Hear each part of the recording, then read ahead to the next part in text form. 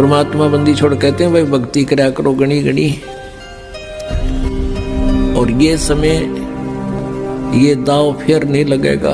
मनुष्य जीवन की प्राप्ति ऊपर से वो सही भक्ति मंत्र भक्ति की साधना प्राप्त होना, ये एक दाव लग गया आपका। और पाछे फिर पछताओगे जब चला चली हो जाए, मरते नोकेंगे ठाओ ठाओ। अब फिर यहाँ प्रसंग आ रहा है कि हम इस तरह की साधना करते रहे और ये हजारों वर्ष तक बैठे रहे, इनकी कुछ सिद्धियां बन गई और कुछ ओम नाम के जाप से ब्रह्मलोक के अधिकारी बन गए। और इसने स्पष्ट किया है कि 7वें अध्याय के 24 और 25 श्लोक में कि अर्जुन, ये मूर्ख जन समुदाय मुझे कृष्ण मान रहा है। I am not Krishna. ये मुझ अव्यक्त को व्यक्तम आपनम मनन्ते, ये मुझ अव्यक्त को, अव्यक्त माने मैं गुप्त रहता हूँ, अपनी योग माया से छुपा रहता हूँ, मैं किसी के सामने कभी नहीं आता। ये मेरा घटिया विधान है, अटल घटिया अनुतम। अब यहाँ अनुतम क्यों कहा आपने उसको, विधान को अटल, कि ये कभी नहीं चेंज हो सकता, मैं कभी किसी के सामने नहीं आऊंगा, ये मेरा अनुतम अटल विधान है। अब एक भगवान है, पिता है, और सामने नहीं आ रहा, बच्चे भटक रहे हैं, ढूंढ रहे हैं, तो वो कैसा होगा फिर? उसमें कोई दोष है इसलिए छुपा बैठा वो? नहीं तो सामने आता। जैसे हमारे भगवान आते हैं, कबीर साहब 120 वर्ष बनारस में रहकर चले गए, जब चाहे किसी के पास प्रकट होकर उसको ज्ञान से परिपूर्ण करते हैं, उसका उद्धार करते हैं। ये हमारे परमात्मा समक्ष आते हैं, उसको हम भगवान नहीं मानते क्योंकि अज्ञान बना दिया हमारे अंदर के परमात्मा निराकार है। हम इस आधार से उस भगवान को नहीं पहचान पाए थे अभी तक। अब इस तत्व ज्ञान के प्रकाश में हम भगवान को पहचानेंगे और यथार्थ भक्ति मार्ग को जानेंगे। अब प्रसंग चल रहा है कि वो चाणक्य ऋषि जैसे जो महापुरुष थे, उन्होंने हठ योग किया और इसने ये कसम खाई है, प्रतिज्ञा कर रखी है 7वें अध्याय के 24-25 में कि मैं कभी भी किसी के समक्ष नहीं आऊंगा। और ये मुझे कृष्ण मान रहे हैं, मुझ अव्यक्त को व्यक्ति आपनम मनन्ते, ये मुझे इस व्यक्ति रूप में मान रहे हैं, श्री कृष्ण रूप में। अब श्री कृष्ण ने होगा कि मैं व्यक्ति नहीं हूं, तो ये तो बात सच्ची थोड़ी, तो स्पष्ट खड़े व्यक्ति रूप में। वो बोल रहा है श्री कृष्ण में, और मैं छुपा रहता हूं अपनी योग माया से। और श्री कृष्ण जी तो प्रगट है, वो छुपा कहाँ है? तो इस प्रकार ये सब गुप्त कार्य करता है। गीता जी अध्याय नंबर 4 के श्लोक नंबर 8 और 9 में ये कहता है, मेरे और तेरे बहुत जन्म हो चुके, तू नहीं जानता, मैं जानता हूं। और मेरे कर्म और जन्म अलौकिक है। इसके कर्म ऐसे अलौकिक हैं, ये समक्ष आता नहीं, किसी में प्रवेश करके जो बोलना है करना है वो कर देता है। जैसे श्री विष्णु पुराण में आपने देखा, बहुत बार दिखाया दास ने, कि एक बार सुर और असुरों का, राक्षसों का और देवताओं का युद्ध हो गया। देवता हार गए। देवताओं ने फिर जाकर समुद्र के किनारे तपस्या करी, स्तुति करी, तो कहते हैं भगवान विष्णु प्रकट हो गए। ये काल ऐसे करता है, श्री विष्णु रूप में प्रकट हो गया, अपने वास्तविक रूप में कभी सामने नहीं आता। और वहां उन्होंने पूछा कि ऐसे समस्या है, तो उसने कहा कि आप, एक ससाद नामक राजा है, उस ससाद के पुत्र पुरंजय को युद्ध के लिए खड़ा कर लो, राक्षसों के साथ युद्ध में उसको भी राजी करके खड़ा कर लो, मैं फिर उसके शरीर में प्रवेश करूंगा और फिर राक्षसों को मार डालूंगा। ऐसे ही 242 पृष्ठ पर इसने कहा है कि एक बार नागों का और गंधर्वों का आपस में युद्ध हो गया। गंधर्वों ने नागों को हरा दिया, उनके सब बहुमूल्य लाल मणि ले गए। तब उन नागों ने, यानी नागवंशी व्यक्तियों ने स्तुति की, भगवान विष्णु प्रकट हुए। उसने कहा कि उस मानधाता के पौत्र पुरकुत्स को तैयार करो युद्ध के लिए, और मैं उसमें प्रवेश करके सब इनको मार डालूंगा, गंधर्वों को। ऐसा ही किया। तो ऐसे ये कहता है मेरे जन्म और कर्म अलौकिक हैं। अब यहाँ ये कहता है कि 7वें अध्याय के 24-25वें श्लोक में गीता जी में कि मेरे कोई ये नहीं समझ पा रहे, मैंने प्रतिज्ञा कर रखी है, ये मेरा अटल घटिया नियम है, अनुत्तम नियम है कि मैं कभी किसी के समक्ष अपने वास्तविक रूप में नहीं आता, अपनी योग माया से छुपा रहता हूं, गुप्त रहता हूं। तो पुण्यात्मा, अब इन ऋषियों ने हठ योग किया, हजारों वर्ष तक साधना की। अब इसने कहा कि अब जैसे गीता जी अध्याय नंबर 11 के श्लोक नंबर 47-48 में कंसेप्ट क्लियर कर दिया गीता ज्ञानदाता कि मेरा ये है वो रूप, स्वरूप, विराट रूप जो मैं तुझे दिखा रहा हूं, ये है मेरा काल रूप, ओरिजिनल रूप, ओरिजिनल बॉडी, और ये तेरे से अतिरिक्त पहले कभी किसी ने नहीं देखा, और न ही मेरी प्राप्ति यानी मेरे दर्शन, इस रूप के दर्शन, मेरे दर्शन न वेदों में वर्णित विधि से, न कोई जप से, न किसी तप से, न किसी क्रियाओं से, न यज्ञ से मेरे दर्शन, मेरी प्राप्ति नहीं हो सकती, मेरे इस रूप के दर्शन नहीं हो सकते।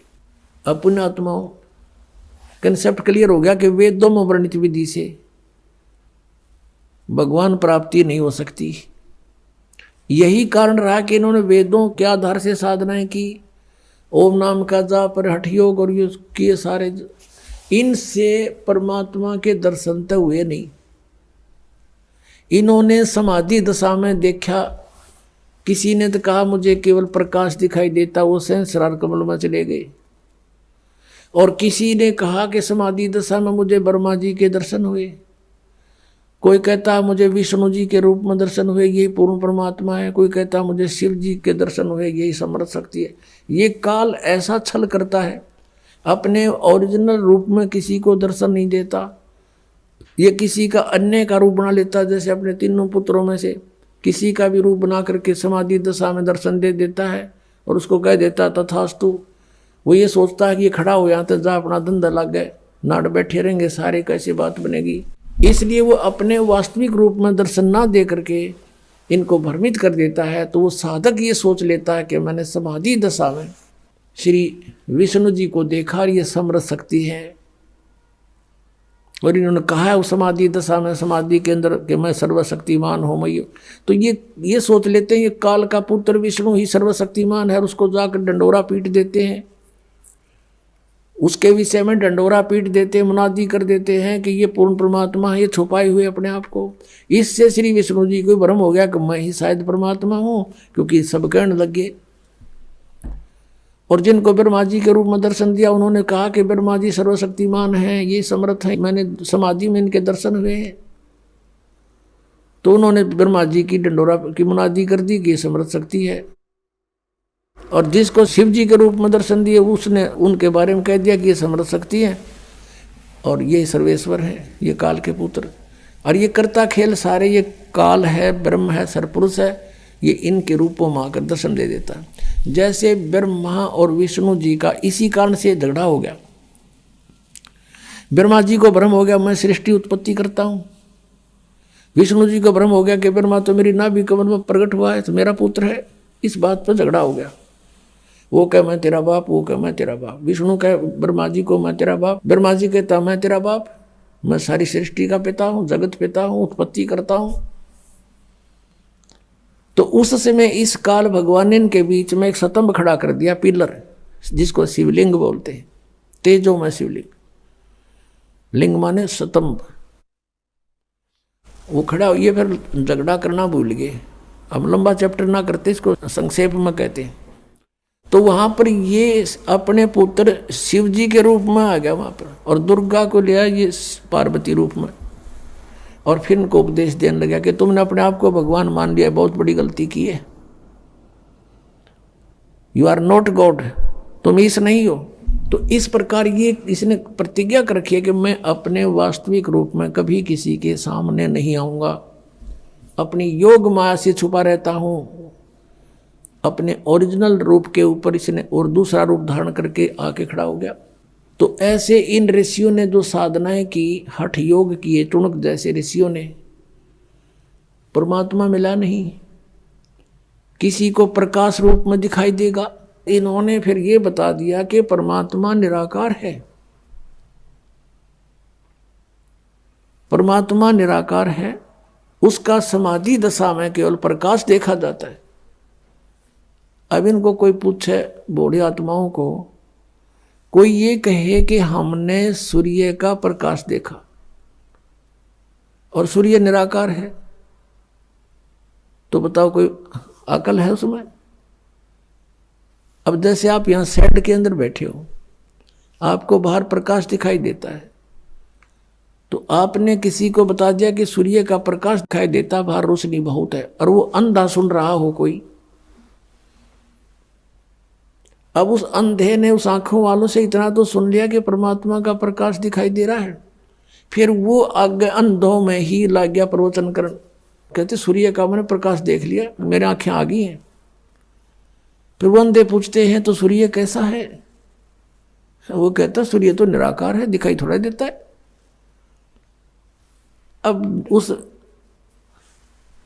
अज्ञानी ने किसी से, आंखों वाले से सिर्फ इनकम्प्लीट नॉलेज सुन लिया, पूरा नहीं सुना, अधूरा ज्ञान सुना, और उससे स्वयं ही पाक गया वो। फिर प्रभु अंधों में अंधा ही अपने आप को आंखों वाला सिद्ध करने की कुचेष्टा करता हुआ कहता है कि मैं सूर्य का प्रकाश देखता हूं।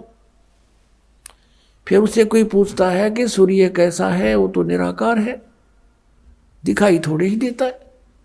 तो इन अज्ञानियों की आज तक ये थ्योरी थी, ये विधान था, ये सिद्धांत था कि परमात्मा का केवल प्रकाश देखा जाता है और परमात्मा निराकार है। ये कोई बात हुई? अब कोई कहे हमने ट्यूबलाइट देखी, ट्यूब का प्रकाश देखा, और ट्यूब को निराकार बतावे, क्या वो आंखों वाला हो सकता है? वो सुना सुना बकरा है। तो परमात्मा कहते हैं समझा है तो सिर दर पाओ, बहुर नीरे सताओ। बोलो सतगुरुदेव।